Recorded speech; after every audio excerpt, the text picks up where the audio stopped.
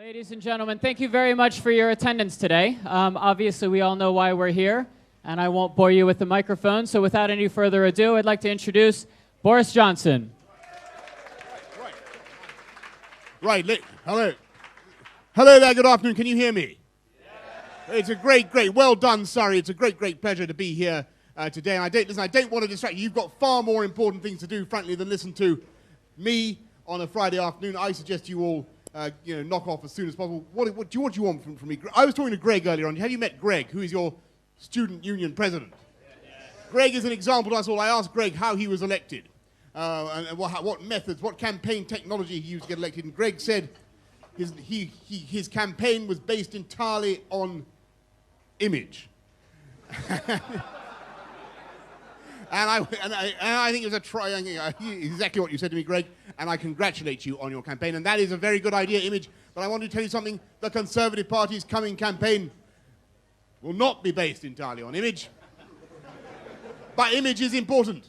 Image is important, isn't it? Now, I know you're all worried about us. You're all good, solid people of Surrey. How many people from Surrey are there here, Vice Chancellor? You'll be worried about us. I'm a Cameroon Tory. Do you know what a Cameroon Tory is? No. Well, what's that TV camera doing over there, by the way? This is off the record. Who is that? Who is that being broadcast to? Anyway, the Cameroon Tories are the Tories who are forming up behind old David Cameron. We are going to be. I know that people worry that we're a bunch of namby-pamby, kind of nappy-changing, bicycling, tree-hugging, green-type Tories. You worry about that, don't you? You good, solid people of Surrey. Well, I want to tell you, we're right. We're right, aren't we? We're right to care about the environment. Yes? Yes. And it's about time the Tories spoke up for the environment, and we do. And I'm thrilled to have been all day looking at some of the amazing things that Surrey is doing to make the environment yet better. What are they? What have I seen? Just remind me. They're getting a wind turbine. I've seen the satellites. How's that going to help the environment? It's going to help. What else have I seen? Yeah, the fecal samples. I don't see how that helps the environment.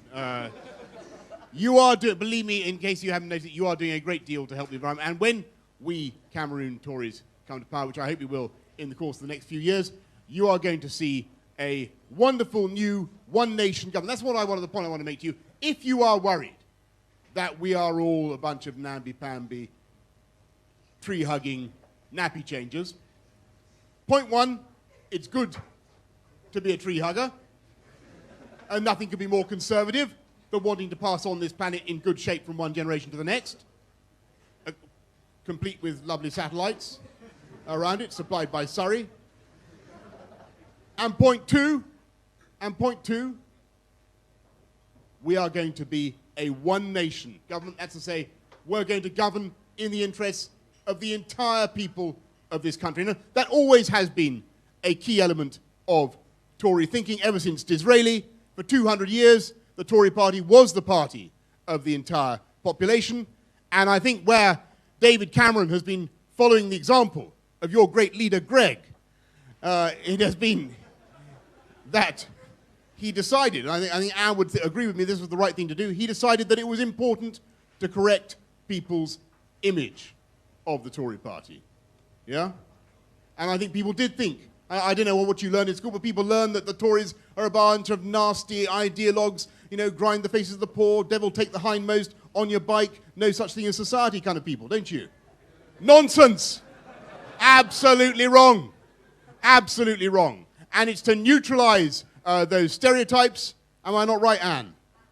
It's to neutralize those stereotypes and to get rid of that unfair caricature of conservatism. Fantastic. Thank you very much. It's just what I need. That David Cameron has been following the approach laid out by Greg and changing the image. Now, listen, I've got to go in a minute, so I think perhaps I should hand over and invite you to ask some questions. I've just, I've told you who I am. I'm Boris Johnson. I've been visiting your university. I can't believe that you want to hang around for very much longer because you'll want to get off and do the things that students do on a Friday afternoon. But if there are any questions about anything, Greg, I look to you to screen these questions for taste and decency. No? If there are any questions, I'd be very happy to answer them. Yes? I think he's made many mistakes in a very hotly contested field. Did someone say Surrey? I think no. I think that I won't hear a word. I don't think we should have that kind of sexism here in the Surrey student union. That is, I rather like Surrey. I do, and in fact, I once met her. I once met her on Liverpool's station. I can't remember quite what I was doing in Liverpool. I think I was probably on my way to grovel, something or other. And do you know what Cherie said to me? She said, "Hello, Boris." She said, "Do you know what she said? She said, you look as though you could lose some weight."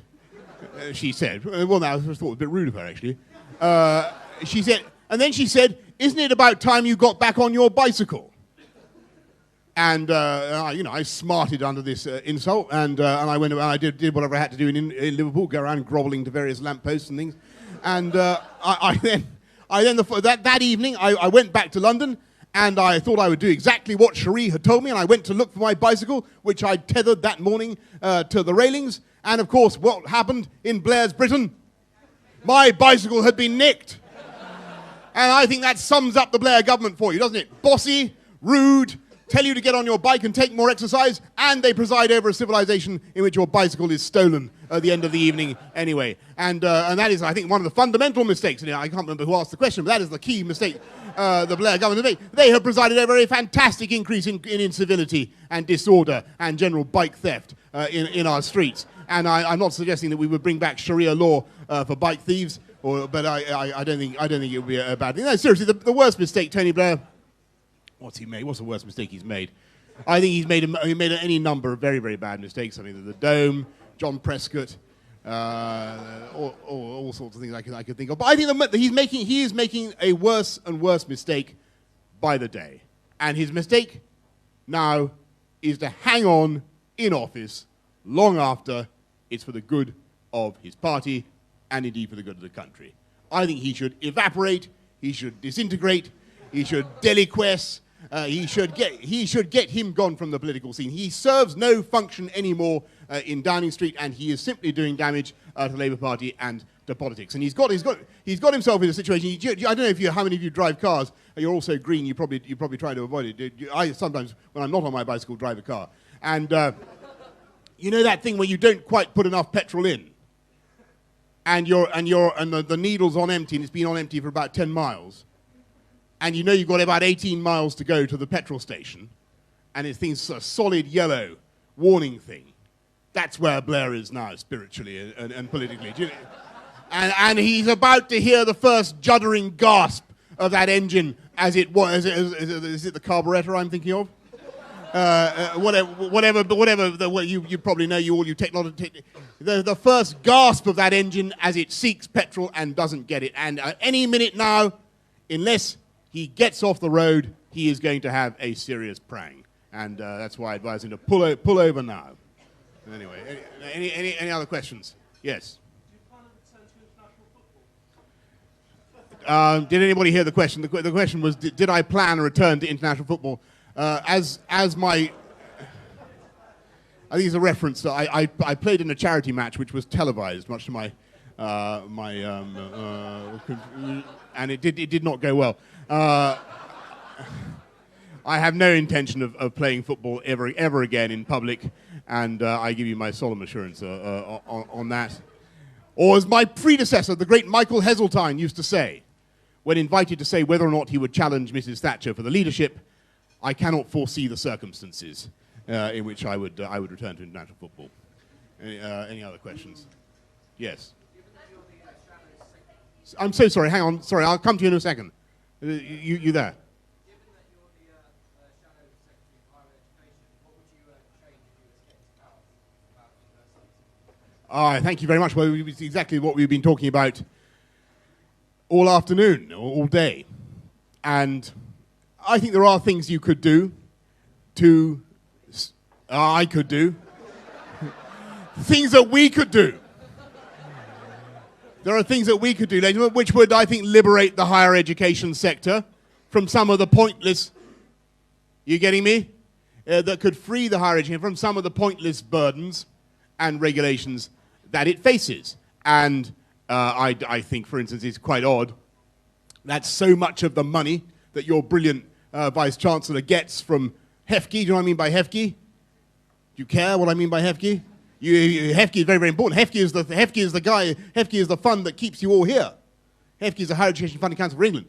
And HEFKE gives money to your brilliant university administrators in lots of little jam jars. Yes?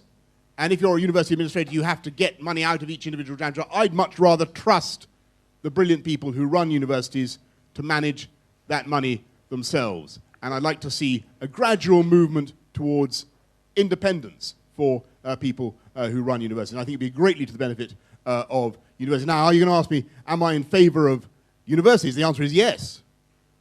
Perhaps you weren't going to ask me that. That is my... a lot of people, I tell you, a lot of people are confused about, whether there should be more and more people going to university. Do you remember this? There's a lot of people who think there are too many students already getting a university education. Yeah? You mean, there's a lot of prejudice about university. There was a thing on the radio yesterday. I woke up yesterday morning, did you hear it? On the Today program. Oh, probably far too early for you. If I find out anything about universities. But so there was a whinging program about how university students were degrading the quality of life of people who lived in the towns, yeah, by leaving three-piece suites in the gardens and refusing to take the rubbish out and having all-night parties and all that kind of thing. And it was a classic whinging Radio 4 monathon about universities. And I thought this was pandering to the prejudices, wasn't it, of all those who think there are too many students at our universities and learning not very much in particular. That's what people think, isn't it? Does anybody think that in this room? No. Good. I mean, hands up who thinks there are too many people at university. What? Okay, hands up who thinks they've made a mistake in coming to this university. No, but you're right. Well, statistically, thank you, well done. It's a great relief to everybody on this panel that you're showing such... It's okay, we're almost finished. Thank you for staying, though. It's a great relief. It's a great relief to all of those up on this panel that you do think, on the whole. I mean, there was a bit of a flickering of a hand over there and a sort of a vague, feeble flap like a dying butterfly of someone over there. But on the whole, you think you've done the right thing to come here, don't you? And statistically speaking, you probably have. 58, on the whole, graduates earn 58% more. Hello, you're back again. No, you've changed. Graduates, on the whole, will earn 58% more than non-graduates. And I think that's a good thing. It's a wonderful thing. And I disagree with all those saloon bar Middle England types who say there are too many kids at our universities doing media studies. Or whatever. Is anybody here doing media studies? No. Yeah, so well done. Fantastic. Well done. Tayana is doing media. Tayana is your spokesman for societies and culture. And media studies is, by the way, a fantastic degree. You can listen, you snorting fellow over there. Media studies graduates, to make the central point, media studies graduates go on to earn fantastic starting salaries, on average. And people in Middle England simply don't know this, and yet students know it, and they make the very rational calculation that they're doing the right thing in coming to university. And I congratulate you on what you're doing. And what else can I say about what else we do? We would support the expansion of university. We'd give them more independence. I think we'd have to look at the quality of the student experience. I mean, how's the quality of your student experience? Pretty good. Hands up. I'd like to know how many people in this room, leaving aside the presence of your distinguished Vice-Chancellor and the rest of the faculty here, who are very, very brilliant, they pretend they're not here, but how many of you would like to tell me now, by putting up your hands, whether you think you get insufficiently taught? Who feels they don't get a fair suck of the sauce bottle on the teaching front? Come on, be brave. Anybody? Only one hand there.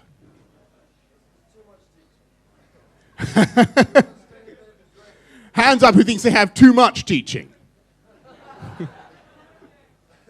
Oh, that's very good. It seems to be a very happy and healthy and successful university you've got here, Mr. Vice Chancellor.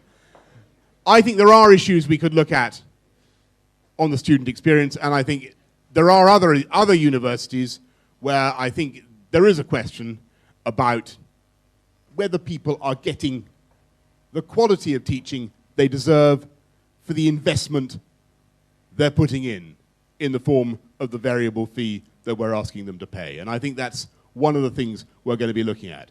But the key issue for us Tories is going to be this. When we come to decide how we're going to fund universities, how we're going to reform the finance of universities, the key issue for us is going to be in the matter of widening access. Do you get that? It's widening access.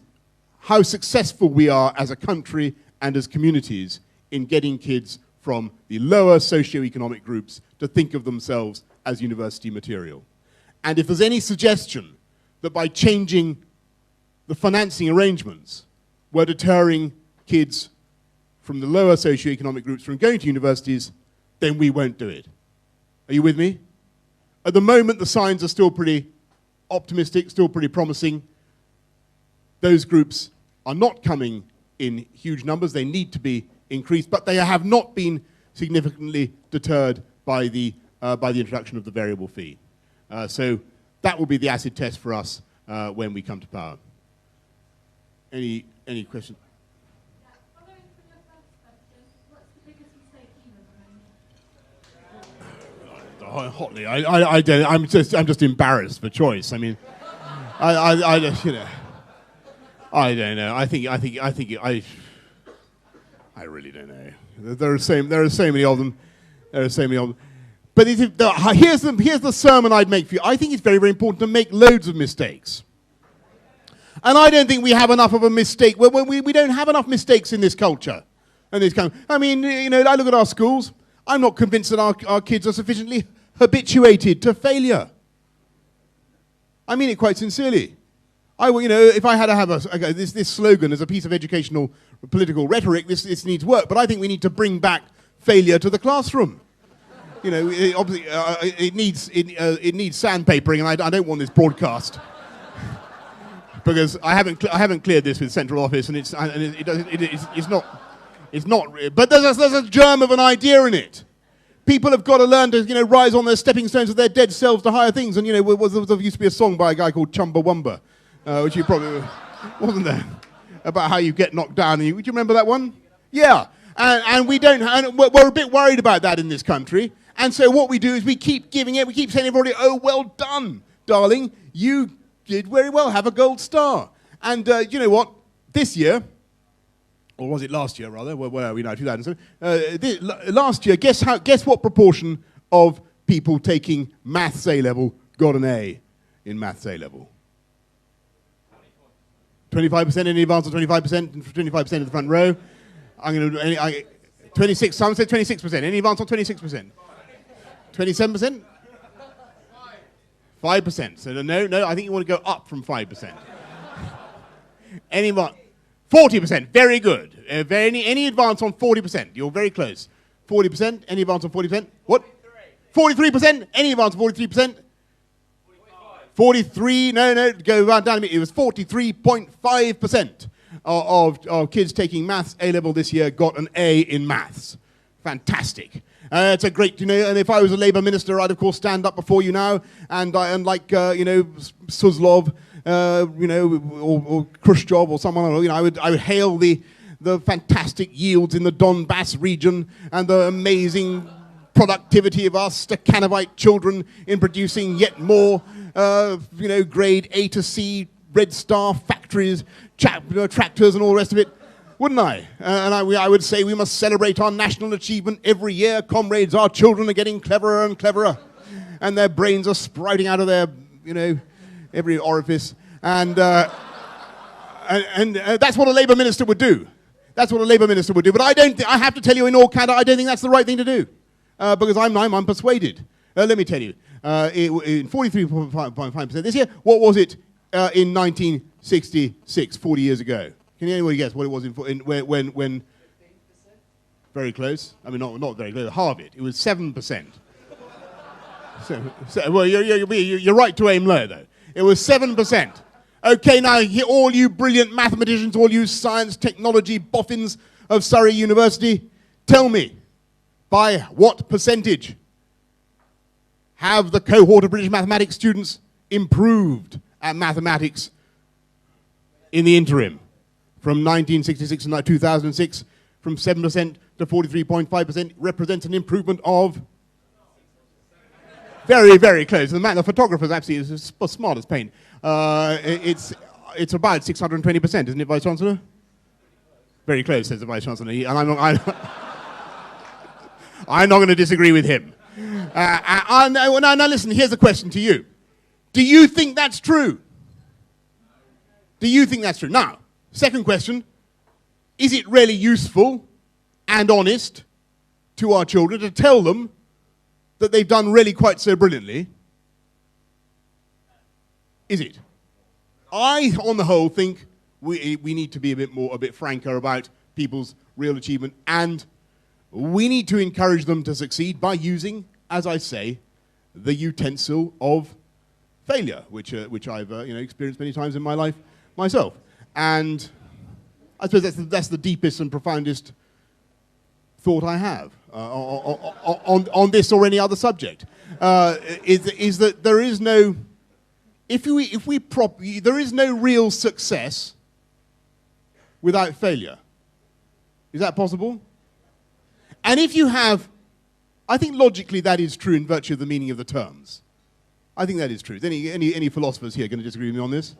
Okay, good. I think that is true. And what I worry about, if you have this great inflation, this great proliferation of A grades, that they become indistinguishable to employers. And that is in itself socially regressive. To get back to the point I was making earlier on, because then an employer looks at this list of A grades, his CV like a man falling off a building, and he doesn't know what to do. And what they do then is they look to see what the school is, and they go for the candidate from a good school. And that is socially regressive. And that's why we've got to get kids used to being a bit more robust about failure. And there's all sorts of ways in which we could transform British society if we took things in our stride a little bit more and took it on ourselves a little bit less. And Vice Chancellor and I were having a really interesting conversation earlier on about entrepreneurship in this country. I've seen some fantastic things, amazing spin-offs in this university. Your satellite thing, all sorts of firms that are growing up around this university. But in Britain, we think it is a sensational triumph if we produce a company worth 30 million. And then we then stop on 30 million. But in America, they go on and on and on, don't they? And they produce companies worth billions. So we need to have a little bit more, what's the word? We need to be less risk averse. Less risk averse. And that means having a different attitude towards failure and being willing to embrace it. Make failure your friend. That's my motto for you. And make failure, it is. Anyway, a long answer to a very good question. Any other questions? I think we've covered the waterfront now. Yeah. Yes. Right.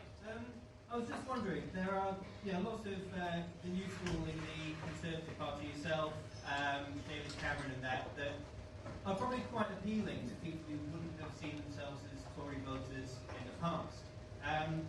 But there's still the old school of the party there, and a lot of people, core Tory supporters and voters, that these new people that you need to get certainly don't identify with you. What can you do about that? Is it going to take something equivalent to Labour's rejection of Clause 4 to actually bring these people on board? Or do you think you can do it another way?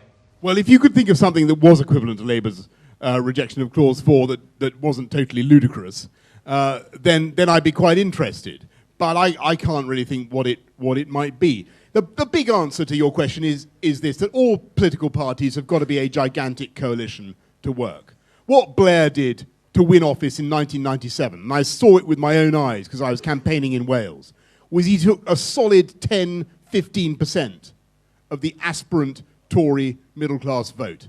And young people who wanted the best for their families, who wanted good schools and good hospitals, switched across to Blair from the Tories. And I saw it happening. And I think those people and people like that are starting to come back to the Tories, and they're coming back to David Cameron. I think that's quite right. But there's no earthly point in trying to jettison, you know, the people on the UKIP sort of much, you know, the Eurosceptic fringe and all the rest of it. You can't do that. You've got to build a party. You've got to build a gigantic tent, right? But you've got to park a huge section of your tent over the middle ground of British politics. Because otherwise, you simply won't be able to form a government in this country, and you won't deserve to form a government in this country. And that's what we're going to do. Yeah. Do you think that Britain should be working closer with Europe? Britain is already working fantastically closely with Europe in many ways. And I was thrilled. I mean, I've seen how Surrey is sending lots of little Sputniks up in coordination with the European Satellite Agency, and all sorts of things are working well together. And I mean, you know, if we didn't have some sort of association with our European friends and partners, we'd invent it tomorrow. And I thoroughly believe in it. I'm not convinced that we need every detail of European regulation that's currently imposed on us in a thoroughly anti-democratic way. And I have to say, I'm a bit resistant to some of this stuff. And you know, I'm not in favour of pulling out of the EU, far from it. But I do think we should have a more minimalist approach. And let me give you an example, the kind of thing that drives me absolutely nuts. You guys are, of course, far too young to worry about having children, and I certainly don't suggest that you take any steps in that direction for a long time. But you will find eventually, in due course, that one of the great joys of having children is the moment when you can get rid of the horrible yogurt-encrusted, triple flange, baffling Britax car seat thing. Do you know what I mean by perhaps you have younger brothers and sisters, or perhaps you were yourselves in Britax car seat. You all look younger. You probably were, weren't they? Were you in car seats as children? Yes. God, you're so young. You see, I never was. No, we didn't have car seats when I was a nipper. We just bounced around in the back of the car like peas in a rattle, landing on our heads. It never did us any harm. But one of the great pleasures of watching your children grow up is when you can get rid of the car seat and give it to your needier relatives or whatever it happens to be, or Oxfam, and it is a great joy. But you can't do that anymore. You know that? Well, you can get rid of the car seat, but if you have children, if you sort of follow this, under the age of 12 or 4.5 feet in height, 135 centimetres, you've now got to go to Halfords or whatever it happens to be and get a plastic banquette booster seat costing about 30 quid and put it under their bottoms whenever you want to take your kids out for a drive in the car. And I have a couple of children who answer to the general description of being under 12 or 4.5 feet in height, and I think that's ludicrous. Perhaps you don't. Perhaps you're all a bunch of health and safety fanatics. But I think it's absolutely absurd that we're being forced to do this. And even if you think this is a good thing for children, you cannot think it right that this thing was imposed on the British people. Every single family with children under the age of 12 or 4.5 feet in height has to buy a booster seat, even though it makes absolutely no difference, in my view, to the safety of their child. It was imposed on the entire country by some pipe-puffing bureaucrat sitting in the Transport Directorate in Brussels. It was then knocked through at a qualified majority vote in the Transport Council. And even if there had been a government sufficiently vertebrate to oppose this measure, they could not have done so, because it would have come through under a qualified majority vote. And I think that is quite anti-democratic. You know, if you're going to have booster seats imposed on the British people, it should be according to the will of the British people. I think that very sincerely. And so I do worry about the torrent of regulation coming from Brussels. And generally speaking, I think we have too much of this regulation, full stop. And I think it's very, very expensive and onerous, particularly, of course, not just for you as potential, customers for baby seats, but also, of course, for you as taxpayers. Let me tell you why. Suppose you in the course of your suppose you leave this place, and after the wonderful potations you've enjoyed at the bar here, you go out into the streets of Guildford. Is Guildford a pretty rough place? I think Guildford's a pretty safe place, largely thanks to your wonderful MP, Anne Milton, who is here and keeping the streets safe. And she does a fantastic job in that respect. But suppose when you were walking through the streets of Guildford, you were to encounter a hoodie, yeah? And the hoodie were to deprive you of your wallet or purse or whatever, or handbag, huh? Yes? And Scarpa. And you then saw a policeman, you said, "Oi, officer of the law, kindly intercept that hoodie and ask him to return my handbag or wallet, whatever." How would you feel if the policeman said, "I'm very sorry, sir, madam, I can't do that just now because I'm too busy flagging down cars and asking 12-year-olds to step forward from the back seat so that I can measure them and work out whether or not they need a booster seat or not"? How would you feel? You'd feel pretty cheesed off with Brussels, wouldn't you? You'd feel pretty cheesed off, and you'd feel the serious point is you'd feel it was a waste of taxpayers' money, that vital public servants, like the police, should be diverted by this regulation from doing what you want them to do, returning your purse or handbag, and looking to some pointless piece of regulation which has been, as I say, passed in this completely anti-democratic way. So that's why, although I'm a passionate enthusiast for European cooperation and sending as many satellites into space as Surrey can manage in cooperation with our European friends and partners and all sorts of things we must do together, but I do worry about the anti-democratic element of some of the regulation that's coming from that place. Got it, yes.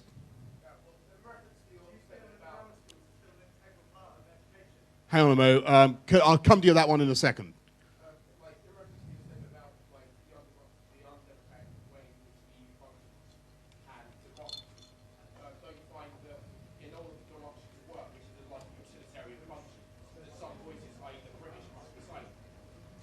Did everyone already get that? The question was, in order for democracy to work in a way that's for the benefit of all, I think you mean, because it's a utilitarian idea, sometimes the voices of the British must be silent. So you're basically saying, if we're going to have a proper democracy in Europe, perhaps we should allow ourselves to be outvoted sometimes.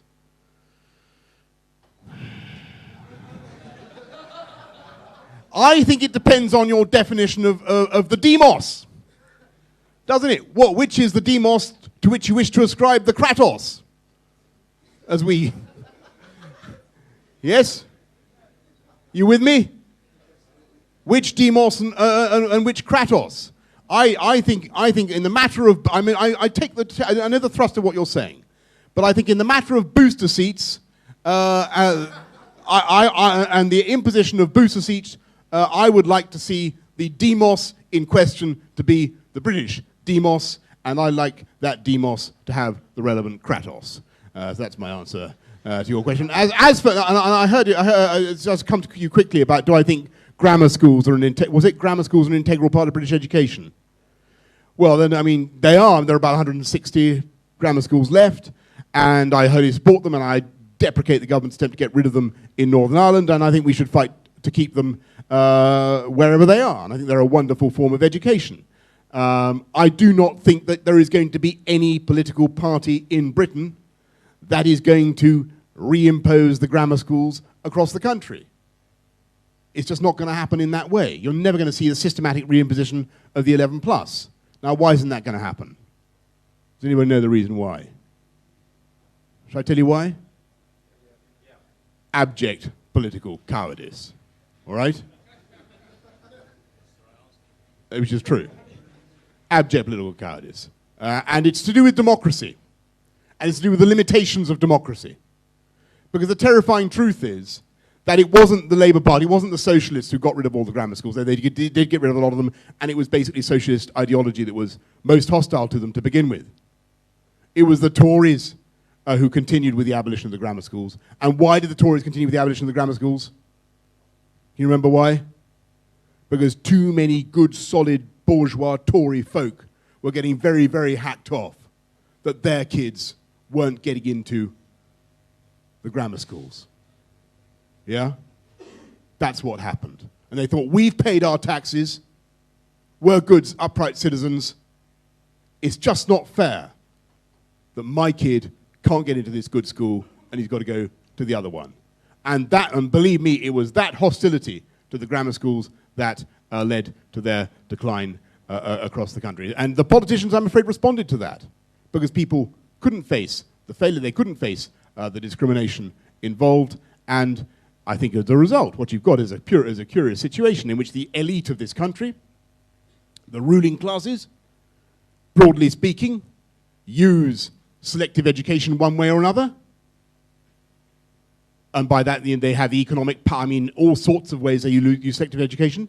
They might go to a fee-paying school. They might still go to a grammar school. They might have the economic power to move into the catchment area of a good school. Yeah? They might hire tutors for their kids, like Tony Blair. Yeah? From Westminster, one of the most brutally Darwinian selective schools in the country, which is what he did while professing to use nothing but state education. The ruling elite, in all sorts of ways, of which you're all going to be members, by the way, the ruling elite use selective education in its broadest definition, but they deprive the bottom 30% of the socio-economic groups of that root up that used to exist in the grammar schools. And I think that is a failing of democracy. And it's political cowardice that prevents us from restoring. I don't think we're going to restore the grammar schools. I think that's off the map. I don't think we're going to restore the 11 plus. But it is very, very difficult in the current democratic conditions to see how we're going to restore academic selection in the way it needs to be restored if you're going to help kids, bright kids, from the poorest backgrounds to find a way up in the way that they used to. Yeah. You were saying earlier how A-levels would sort of become meaningless to employers, you know, if people are achieving higher grades and bigger majorities, which is a little like, I think that's a fair point, but surely the same thing would happen if more people went to universities, which you said you'd like to see happen, because then they'd be getting more degrees and they would become like meaningless to employers as well. Did everybody get the question? It's a very good question. The question is, what if all these degrees also become devalued because employers think, hey, well, everybody's got a degree? Well, listen, that is a risk. But I think it's a risk that is well worth taking. I think the chances are that your degree from Surrey University will be very well regarded for a very long time to come by your employers, because it has a very high reputation, and it won't be, provided employers know about Surrey, provided they know that a degree is from here is something worth having, then it will be of value to everybody in their careers. The risk is, I think there is a risk that everybody everybody across the whole university sector is currently engaged in, I'm afraid, a bidding war to increase the number of firsts and 2-1s. You're not going to like this bit, are you? But it's true. I believe in telling the absolute. That's saying exactly what I think. I do think there's a danger of inflation going on, and then you're going to start to see exactly the problem you describe. I mean, if 90% of kids at Cambridge got firsts or 2-1s. I mean, give me a break. That's quite a lot. On average, 60% across the whole country gets firsts or 2-1s. In the end, if this goes on, there will be a depreciation of that brand of a first-class degree. And that is something that everybody involved in universities should think about. There's nothing, I think it's very difficult for government to do anything. We can't weigh in, we can't second guess what universities do. But that is going to be a problem if it carries on. One last question. I don't know. I've got to catch a train, yeah. You're a legend in politics. Yeah. Very welcome from you. Speak your mind. My question is straightforward. Did you support David Cameron's push for the leader of Conservatives? Yeah, it is. Yeah, I mean, and your question's straightforward, and the answer's very simple. Absolutely, like my friend Anne Milton. Weren't you an early supporter of David Cameron, Anne?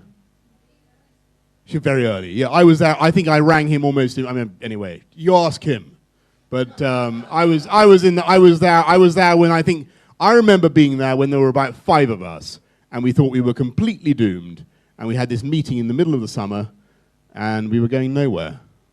There you go. Anyway, so yeah, I was. Yeah, not that I expect to get anything much out of it in the end. But anyway, you never know. Okay, folks, listen, it's been very, very nice for you to listen to me in such detail. I hope I haven't got myself into any particular trouble, have I, Anne? I was all right about academic selection, wasn't I? I was roughly within the parameters of the party line, yeah. I think we'll be all right. Thanks very much. See you. Bye.